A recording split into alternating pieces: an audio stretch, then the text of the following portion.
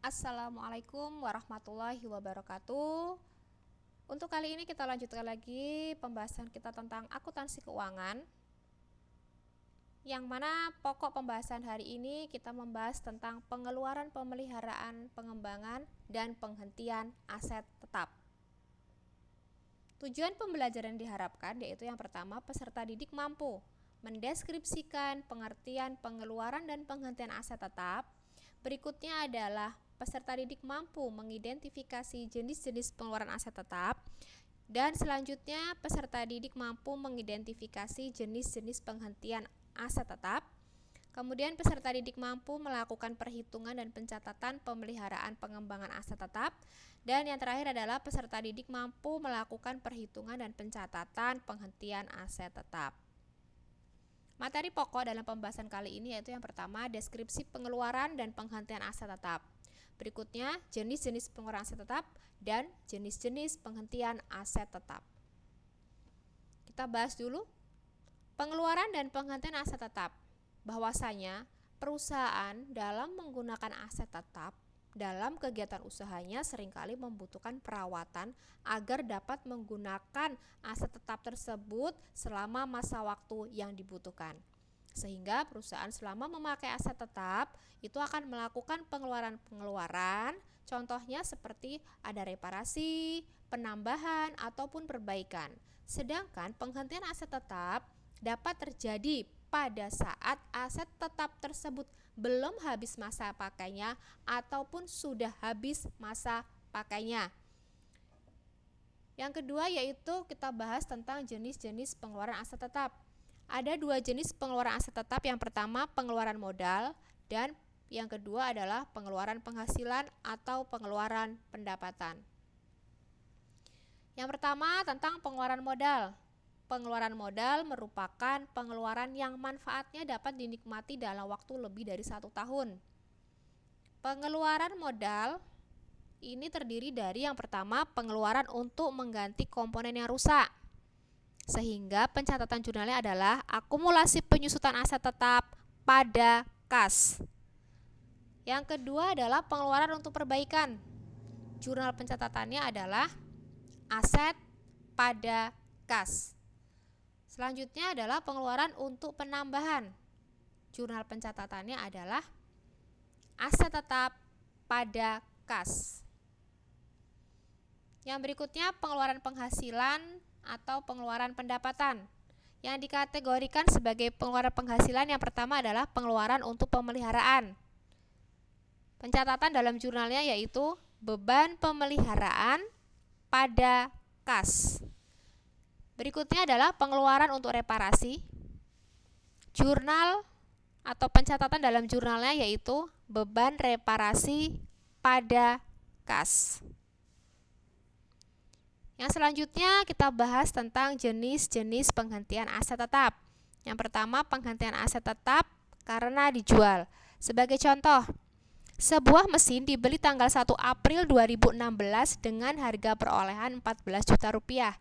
Dan dengan nilai residu 2 juta rupiah, umur ekonomis 4 tahun. Pada tanggal 1 Mei 2019, mesin dijual dengan harga 5 juta rupiah. Penyusutan menggunakan garis lurus. Oke, dari soal tersebut yang pertama yang perlu kita cari yaitu penyusutan saat penjualan dihitung dari 1 Januari sampai 1 Mei. Ada 4 bulan penyusutan yang perlu diperhitungkan. Sehingga perhitungannya adalah 4 bulan dibagikan dengan 12 bulan dikalikan dengan harga perolehan dikurangin dengan nilai residu dan dibagi dengan umur ekonomis, sehingga menghasilkan nilai senilai 1 juta rupiah.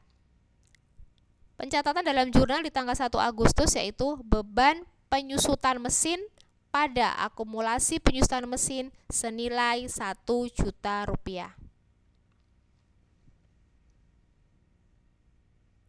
Kemudian kita hitung akumulasi penyusutannya. Di tahun 2016 kita hanya memakai aset mesin sebanyak 9 bulan. Di tahun 2017 dan 2018 full yaitu 12 bulan, dan di tahun 2019 kita aset tersebut hanya dipakai selama 4 bulan. Sehingga akumulasi penyusutan di tahun 2019 yaitu senilai Rp9.250.000. Kemudian kita mencari laba atau rugi penjualan, yaitu dengan cara mengurangkan harga jual dengan nilai buku. Harga jual sudah diketahui 5 juta rupiah dan nilai buku itu diketahui dari harga perolehan dikurangin dengan akumulasi penyusutan, yaitu senilai Rp4.750.000. Kemudian ternyata terjadi selisih senilai Rp250.000 yang mengakibatkan laba penjualan terhadap aktiva tetap tersebut.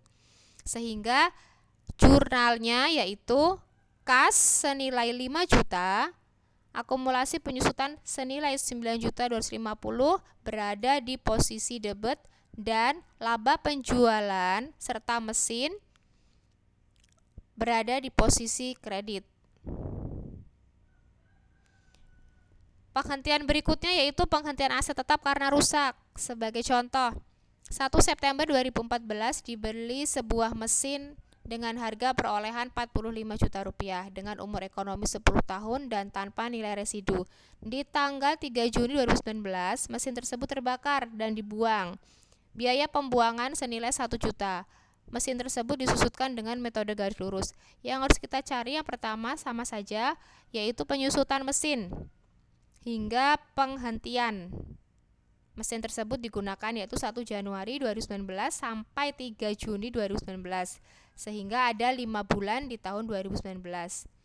Sehingga penyusutannya 5 dibagi 12 bulan dikalikan dengan harga perolehan dikurangi nilai residu dibagi dengan umur ekonomi sehingga nilainya Rp1.875.000. Pencatatan dalam jurnalnya yaitu beban penyusutan mesin pada akumulasi penyusutan mesin senilai Rp1.875.000. Kemudian kita cari akumulasi penyusutannya. Di tahun 2014 kita memakai 4 bulan, di tahun 2015 sampai 18 bulan kita memakai 1 tahun full, dan di tahun 2019 kita hanya memakai 5 bulan. Sehingga total akumulasi penyusutannya yaitu senilai Rp21.375.000. Kemudian kita mencari nilai buku yaitu diperoleh dari harga perolehan dikurangi dengan akumulasi penyusutan. 45 juta dikurangi dengan Rp21.375.000 sehingga nilai bukunya yaitu Rp23.625.000. Untuk biaya penyingkiran kita menambah rugi yaitu Rp1 juta sehingga rugi penghentian mesin yaitu nilai buku dikurangin biaya penyingkiran. Rp23.625.000 dikurangi dengan Rp1 juta sehingga totalnya yaitu rugi penghentian mesin Rp24.625.000. Sehingga pencatatan dalam jurnalnya yaitu rugi penghentian aktiva tetap senilai Rp24.625.000 dan akumulasi penyusutan mesin Rp21.375.000 berada di posisi debit dan kas Rp1 juta, mesin Rp45 juta berada di posisi kredit. Kemudian yang terakhir adalah penghentian aset tetap karena ditukar. Sebagai contoh, pada tanggal 4 Januari 2020, CV Jaya Mukti menukarkan alat angkut lama dengan alat angkut yang baru pada harga perolehan aset lama yaitu Rp40 juta dengan nilai residu Rp28 juta dan harga pasar senilai Rp19 juta. Nilai alat angkut lama setelah dikurangi depresiasi menjadi Rp12 juta. Harga pasar alat angkut yang baru senilai Rp50 juta dan kas yang dibayarkan senilai Rp31 juta. Oke, pertama kita cari perhitungannya yaitu pertukaran laba atau rugi ya. Perhitungan pertama yaitu dengan cara nilai pasar yang lama dikurangi dengan nilai setelah penyusutan. Nilai pasar lama senilai Rp19 juta. Kemudian nilai setelah penyusutannya yaitu Rp12 juta. Dari mana? Yaitu dari harga perolehan aset lama Rp40 juta dikurangin dengan nilai residu Rp28 juta. Sehingga laba pertukarannya yaitu Rp7 juta. Perhitungan kedua untuk alat angkut yang baru. Harga pasar alat angkut lama ditambah dengan kas yang dibayarkan, sehingga totalnya 50 juta rupiah. Jurnalnya, alat angkut baru serta akumulasi penyusutan berada di posisi debit, kemudian kas alat angkut lama dan laba pertukaran berada di posisi kredit. Oke, mungkin itu saja pembahasan untuk kali ini dan saya ucapkan terima kasih. Wassalamualaikum warahmatullahi wabarakatuh.